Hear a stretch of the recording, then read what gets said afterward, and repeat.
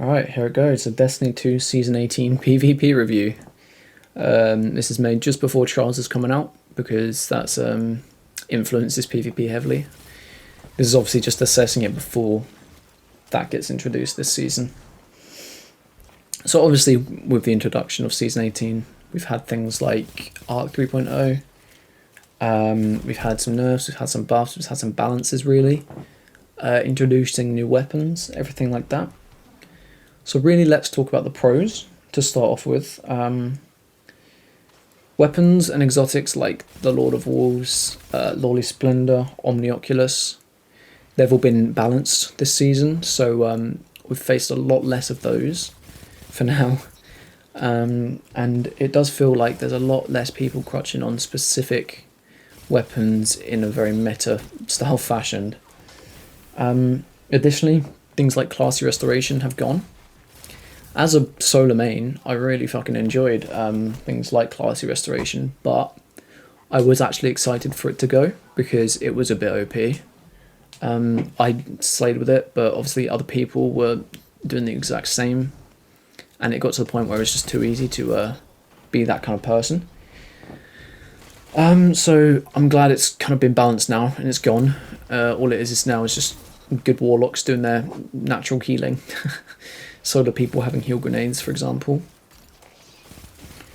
Additionally, Arc 3.0, introducing that, it wasn't OP.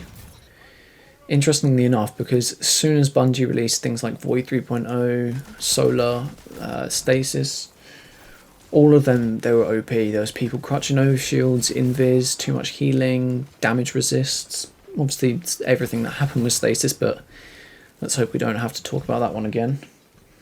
Arc 3.0, the Titan melee, it's really strong, but it's also very loud, for example. It's very easy to avoid. So that means that it's almost not consistent, but it's strong. That I consider balance. The Warlock teleport melee, I consider that balance too, because for the same reasons, it's inconsistent, but sometimes it works. And I'm sorry, Hunters, all you got was Blink. Unlucky, mate. So obviously now we can move on to the cons. We'll start off with map rotation, because it seems like it's heavily weighted to the maps that Bungie have just introduced. For example, Cathedral of Dusk and Disjunction. Very long range maps that kind of almost promote passive play styles, which I'm not a fan of personally. Some people call it tactical, I call it slow. I don't like having too many of those maps back to back, and it does feel like it's back to back and it's constantly like that. I prefer having a variety. I wouldn't mind going on to Cathedral of Dusk one game if for every game I go on to Cathedral of Dusk I have another game where I go on to like Pacifica or Javelin 4 or Endless Vale or Wormhaven or even hell Distant Shore. And as well as that, Comp and Elim are still pretty abandoned almost. Elim people only really play to prepare for trials. That's what I know. It doesn't have lever protection, so there's no point staying in it if the game's difficult.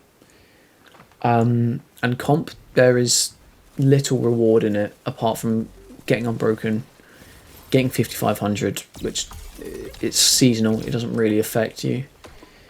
I think to fix this, all Bungie has to do is just give some form of vanity reward, like an emblem or a shader, to show that someone got to 5500 or reached Mythic 3 or something like that, that they can obviously keep and use and maybe take with pride into a lobby of 6v6.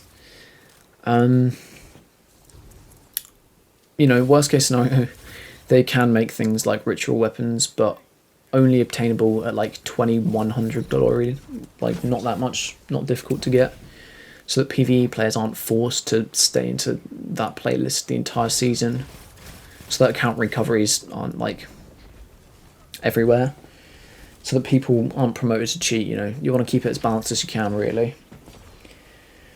So that's the initial pros and cons done. Let's talk about SBMM, because as a big topic, it has some merit and it has some fault. So initially, I read SBMM in the TWAB, and I was like, shit, man, there goes casual. And it was pretty sad because I like just relaxing. But then I read on, and obviously they said that it was loose SBMM, which I was like, you know what, that's interesting. I look forward to seeing how it's like. I won't have to, you know, have my backache from carrying an entire team and from sweating my arse off. I thought it would be interesting. Turns out when they released it, it just felt like competitive 6v6. It didn't feel casual, it didn't feel loose.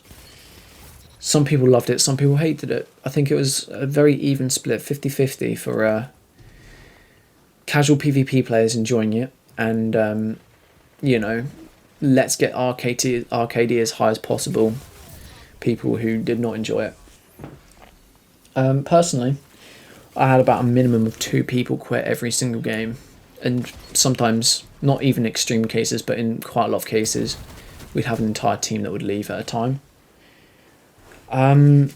Really, going from skill-based matchmaking in 6v6 to Iron Banner, I could see why SBMM was important and why it should have been there. I did struggle as a result of not having good teammates, which obviously wasn't a problem I encountered at all in skill-based matchmaking, weirdly. So yeah, really it caused Rumble to seem a lot worse because Sweats moved to Rumble.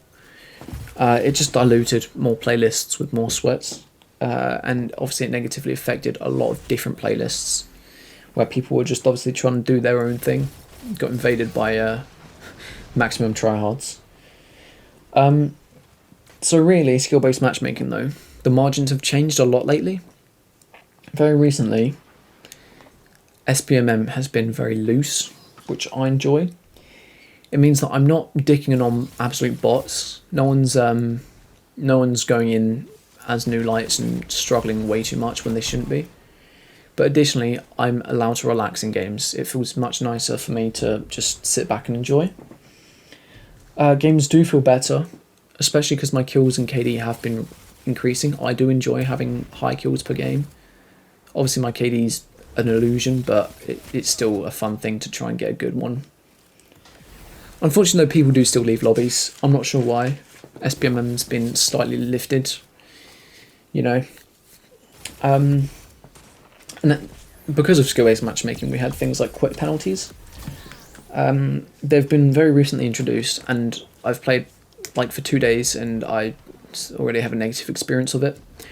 I don't even leave matches, but I like having the option to be able to if my entire team leaves, for example.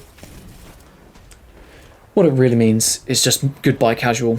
You know, players have to try harder to maintain their top 0.1% KDs, to maintain their egos. Obviously, there's some people who just enjoy the game no matter what, even though they might be good. It just means that 6v6 may lose its casual status. And all that needs to change really is that SBMM needs to be loose, which it currently is, right as I'm making this video. It needs to stay loose in control.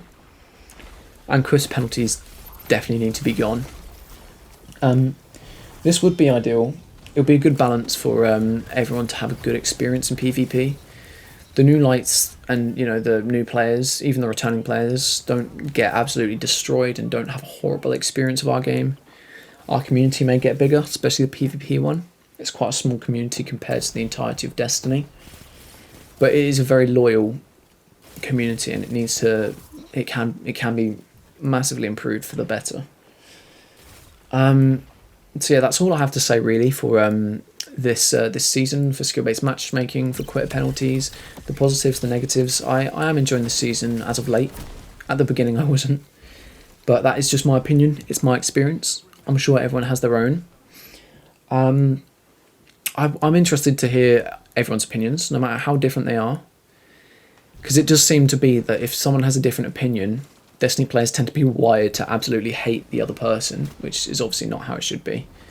It should just be everyone has their own opinion, but everyone's still friends. It is just a game at the end of the day. So I hope you enjoyed this video. I hope you continue to watch while this game gets seen out. It's a 53 kill game, I think. We just won. So thank you for stopping by. Drop a like, maybe a sub, and I hope to see you again. Thank you.